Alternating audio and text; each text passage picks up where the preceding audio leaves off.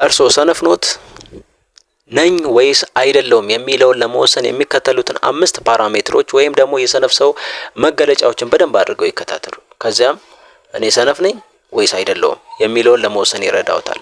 ከዛ ውስጥ ራስዎን ካገኙ አንድም ይሁን ሁለት ራስዎን ለማረም በቁርጠኝነት ይነሱ። ሰላም ውድ የኢንስፓየር ዩዝ ቻናል ተከታታዮች እንደምናችሁ። ዛሬ 5 ዋና የሰነፍ ሰዎች መገለጫዎች ወይም ባህሪያቶችን እነግራችኋለሁ። እነዚህን ዋና ጉዳዮች ወይም መገለጫዎች ራሳችሁ ላይ ካስተዋላችሁ ራሳችሁን ከዛ ለማውጣት እርምጃ መውሰድ ይኖርባችኋል ማለት ነው። እኔ ሰነፍ ነኝ የሚለውን ራሳችሁ ወይ ደግሞ ከ5ቱ ስንቱ ውስጥ እኔ እገኛለሁ ወይም ደግሞ ስንቱ የኔ ባህሪ ነው የሚለውን እንድትገመግሙ ይረዳችኋል። በደንብ አድርጋችሁ ተከታተሉኝ እስከ መጨረሻ ድረስ ከኔ ጋራ አብራችሁ ቀጥሉ። የመጀመሪያው ምንድነው የሚለው እሱ ወይም እሷ ወይም ስኬታማ የሆኑ ሰዎች በሙሉ እድለኞች ናቸው ብለው ያስባሉ። ሂ ኦር ሺ ጀስት ላኪ ብለው ያስባሉ። እድለኛ ግን አይደለም። ሁሉም ከስኬት ጀርባ ምን አለ?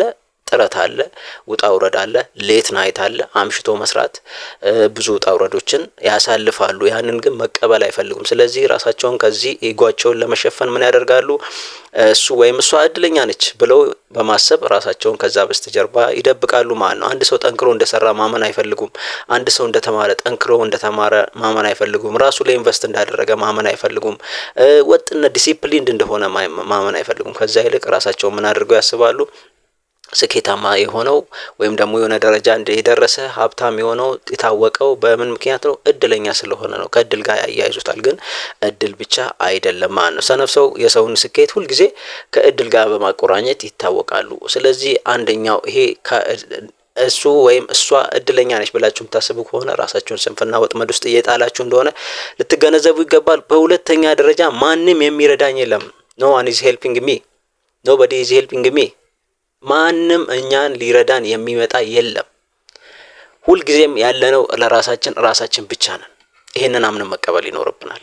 ማንም ሰው ሊረዳን አይችልም እስካልተንቀሳቀስን ድረስ። ከተንቀሳቀስን ግን የሚረዱን ሰዎች ሁሌም ከጎናችን ይሆናሉ ማለት ነው። ስለዚህ ሰነፍ ሰዎች እነሱን መርዳት የሌሎች ኃላፊነት እንደሆነ ያምናሉ። ስለዚህ ተቀምጠው እጃቸውን አጣጥፈው ቁጭ በማለት የሚረዳቸው ሀብታም አጎት ወይም ሀብታም ወንድም፣ ሀብታም እህት፣ ሀብታም ቤተሰብ በማለት ሂስቶሪካል ባክግራውንዳቸው ወይም የታሪክ ዳራቸውን ወደ ኋላ ተመልሰው ያዩና ማንም የለም፣ ማንም አልረዳኝም፣ ስለዚህ ነው ድሃ የሆንኩት ብለው ራሳቸውን ከዛ ጀርባ ጥረት ውስጥ ከማስገባት ይልቅ እዛ ምክንያት ይሰጣሉ ለራሳቸው ማለት ነው።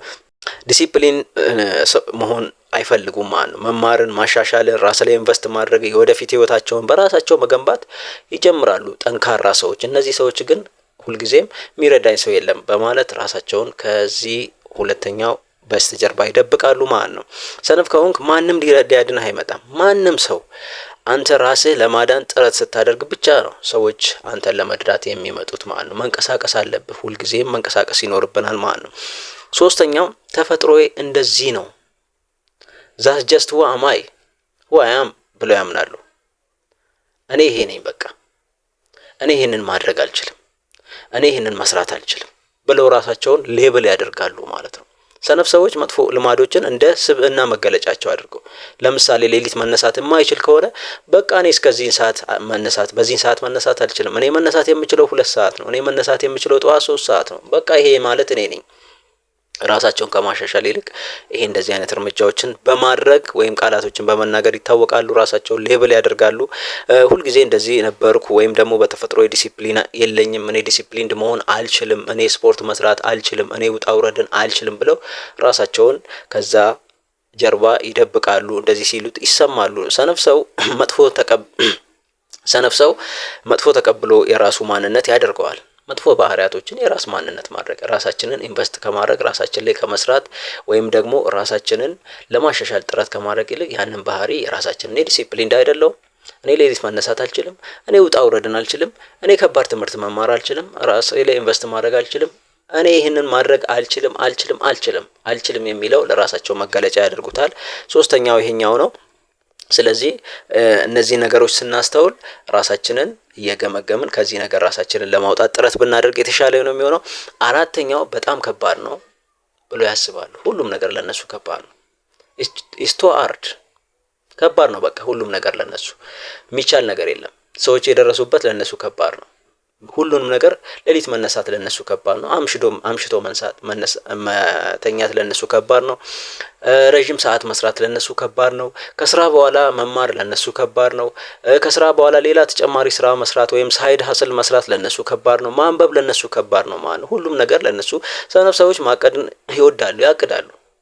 በማቀድ ውስጥ ራሳቸውን ይደብቃሉ። ዛሬም ያቅዳሉ፣ ነገም ያቅዳሉ፣ ከነገ ወዲያም ይር አፍተር ይር ያቅዳሉ። ሁልጊዜ ኒው ይር ሪዞሉሽን አላቸው፣ ያቅዳሉ፣ ግን አይተገብሩም። ኖ አክሽን፣ ወደ ተግባር አይገቡም ማለት ነው። ስለዚህ በእቅድ ራሳቸውን እቅድ ውስጥ ለመደበቅ ይፈልጋሉ። ሁልጊዜ ዜናዎችን ያያሉ፣ የንግድ አነቃቂ ንግግሮችን ያያሉ፣ ቪዲዮዎችን ይመለከታሉ። እያንዳንዱ እርምጃዎችን ሲያቅዳሉ ኢንስፓየርድ ይሆናሉ፣ ሞቲቬትድ ይሆናሉ። ሞቲቬሽኑ ሲጠፋ የሉም፣ ወደ ተግባር አይገቡም። ስለዚህ ሁሌ በማቀር ላይ ነኝ ብለው ያስባሉ ማለት ነው።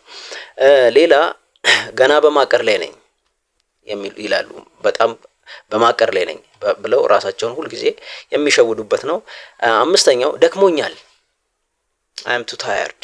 ሁልጊዜ ስራዎችን ይሰራሉ። የተወሰነ ስራዎችን ግዴታ የሆነባቸውን ስራ ይሰራሉ። ከዛ በኋላ ራሳቸው እንደደከመ ለአእምሯቸው ይነግራሉ።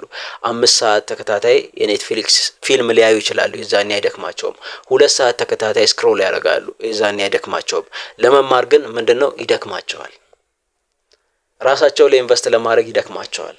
ለማንበብ ራሳቸው ይደክማቸዋል። ተጨማሪ ሳይድ ሀስል ለመስራት ይደክማቸዋል። ስለዚህ ደክሞኛል ማለት ሌላኛው የነሱ መገለጫ ነው ማለት ነው። ስለዚህ ሰነፍ ሰው ሁልጊዜም ራሳቸውን የተለመዱ ሀረጎች አንዱ ደክሞኛል የሚለው ነው። ሁልጊዜ ከሚሏቸው የሚለው አንዱ መገለጫቸው ነው። መስራት፣ ማንበብ፣ መማር ወይም ጠቃሚ ነገሮችን ማድረግ ሰልችቶኛል ብለው ራሳቸውን የዚህ ተጋላጭ ያደርጋሉ ማለት ነው። ስለዚህ ሰነፍ ሰዎች እነዚህ 5ቱን ነገሮች ካያችሁ በራሳችሁ ላይ ራሳችሁ ሰነፍ ነኝ ብላችሁ ደምድሙ። ከዛ ራሳችሁን ለማውጣት እንደ ስፕሪንግ ቦርድ ተጠቀሙበት። አመሰግናለሁ።